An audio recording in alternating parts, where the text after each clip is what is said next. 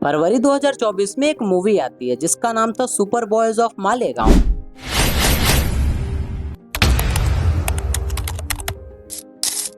ये movie basically एक friend group का है जिसमें से एक फ्रेंड को पता चलता है कि उसको कैंसर है और वो बहुत ही कम दिनों तक जिंदा रहेगा। उसे ये एहसास होता है कि अगर वो अभी मर जाता है तो उसे बहुत सारे सपने थे जो कि अधूरे रह जाएंगे। बहुत सारे सपने जो आंखों ने देखे हैं वो धरे के धरे रह जाएंगे। इस सुंदर किरदार को निभाया है शशांक अरोड़ा ने, जिनका मूवी में नाम रहता है सफीक। अब सफीक का ना एक सपना होता है कि उसे एक सुपर हीरो मूवी बनानी है जिसमें वो खुद सुपर हीरो का किरदार प्ले कर सके। ये उसकी लास्ट विश थी। अब ना तो सफीक के पास ना तो उसके दोस्तों के पास इतना पैसा था कि वो एक प्रॉपर मूवी बना सके, वो भी सुपर हीरो वाली। लेकिन वो कहते हैं ना कि अपने बेस्ट फ्रेंड की आखिरी इच्छा को पूरा करने के लिए एक दोस्त किसी भी हद तक जा सकता है। लेकिन जो भी चीजें उनके पास होती है या फिर थोड़ा बहुत इधर उधर से जुगाड़ करके वो एक सुपर हीरो फिल्म बनाते हैं जिसमें सफीक एक सुपर हीरो की एक्टिंग करता है। और सफीक का जो सपना था सुपर हीरो बनने वाला वो उसने दोस्तों के बदौलत पूरा किया। इस मूवी में कोई भी बड़ा एक्टर नहीं है, जितने भी है वो सारे स्ट्रगलर हैं। और ना तो इस मूवी का इतना ज्यादा बजट था कि जो इसका प्रमोशन बहुत ही जोर शोर से किया जा सके, ना तो इसमें कोई फिक्शनल लव स्टोरी है जो आजकल के जिंजियों को अट्रैक्ट कर सके। इवन क्रिटिक्स ने भी इस मूवी पर ज्यादा ध्यान नहीं दिया। ऐसे ही एक और बहुत ही अच्छी मूवी आई थी मिसेस सानिया मल्होत्रा, जिसमें आत्मा अभिव्यक्त को बहुत ही अच्छे से दिखाया गया है, जिसमें पोटेंशियल थी एक बहुत ही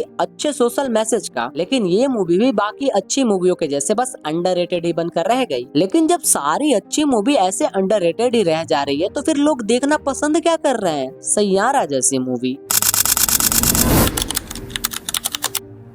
जिसमें टॉक्सिक लव को ग्लोरीफाई किया गया है, ओवर इमोशन और ड्रैगी स्टोरी लाइन है और इसमें कोई रियल प्लॉट भी नहीं है, बस दिखावे के रोने धोने हैं। कहीं ना कहीं इंस्टाग्राम रील के बदौलत इसके म्यूजिक भी अब बहुत ज्यादा ओवर हाइप हो चुके हैं। ना तो इस मूवी में कोई सोशल मैसेज है ना कोई लाइफ लेसन है। मूवी शुरू होते ही बड़े बड़े अक्षरों में लिखा आता है कि इस कहानी के सभी पात्र और घटनाएं काल्पनिक है, जिनका वास्तविकता से कोई संबंध नहीं है। अब वैसे तो ये फिल्म 16+ यूवी वेरीफाइड है, लेकिन इसमें कुछ ऐसे सीन हैं जिन्हें शायद 16 साल वालों के लिए कहना ठीक नहीं होगा। वैसे तो मूवी थिएटर में 18 जुलाई को रिलीज हुई थी, लेकिन इसका पीआर काफी पहले से ही करना शुरू कर दिया जा चुका था। मेन कैरेक्टर की स्टोरी को इस तरह से दिखाया गया है कि उन्होंने बहुत ज्यादा मेहनत की है इस रोल को पाने के लिए। दोनों लीड एक्टर एक्ट्रेस को आउटसाइडर दिखाने की पूरी कोशिश की गई है, लेकिन जैसा सबको पता है कि आउटसाइडर को बॉलीवुड एक गिलास पानी ना दे फिल्म में रोल क्या खाक देगा। मूवी बनाने से ज्यादा इन दोनों के पीआर पर पैसे फूके गए हैं।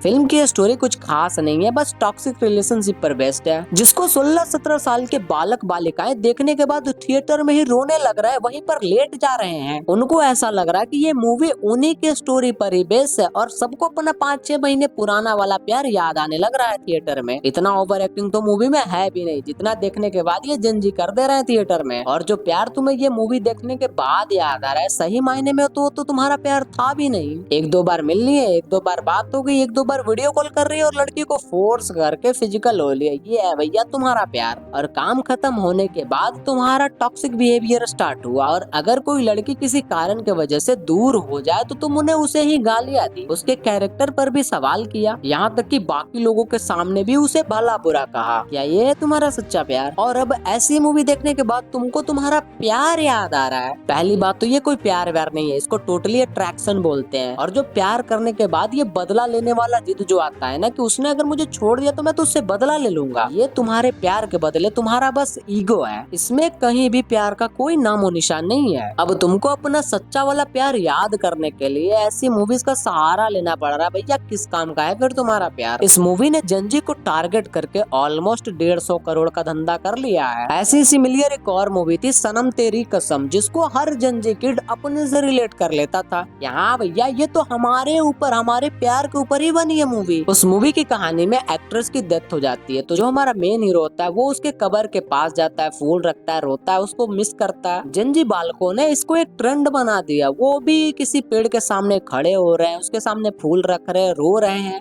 इन दिमाग से पैदल बुद्धि बच्चों को इतना भी नहीं पता चलता कि छोड़कर जाना और छोड़ जाना में बहुत ज्यादा फर्क होता है। भाई फिल्म के स्टोरी में लड़की छोड़ गई है और तुम्हारी स्टोरी में लड़की छोड़ कर गई है। अबे इतना सा तो दिमाग दिमाग लगा ले। अब ऐसी मूवी जो तुम्हारे इमोशन को ट्रिगर करती है, सही मायने में वो तुम्हें हिल नहीं करती, वो तुमको उसी याद में बस स्टक करके रख देती है। ना तो तुम इसके बाद इसके आगे जा सकते हो, ना तुम इससे पीछे आ सकते हो, तुम्हें बस एक ही जगह पर अटका कर रख देगी ये। अब अगर कोई इंसान तुम्हारे साथ नहीं रहना चाहता तो मॉरल ऑफ द स्टोरी यही है कि उसको प्यार से जाने दो। लेकिन आजकल जो भी ये टॉक्सिक मूवीज आ रही है ना बॉलीवुड में, जिसमें ऐसा दिखाया गया कि तुम्हारा प्यार है तो उसको हासिल कर लो, फोर्सफुली सही, लेकिन उसको अपना बना लो। बेसिकली जो भी चीज तुम्हारे टॉक्सिक साइड को ग्लोरीफाई कर रही है, सिंपल सी बात है, वो सारी मूवीज तुम्हारे इमोशन का व्यापार कर रही है और कुछ नहीं। और ऐसे ही ओवररेटेड मूवीज के कारण जो भी मूवीज सही मायने में डिजर्व करती है ऑडियंस को, वो अंडररेटेड बन के रह जाती है, क्योंकि कभी वो मूवी सही ऑडियंस तक पहुंच ही नहीं पाती। मूवीज देखो लेकिन कभी भी उसको अपने दिमाग पर हावी मत होने दो,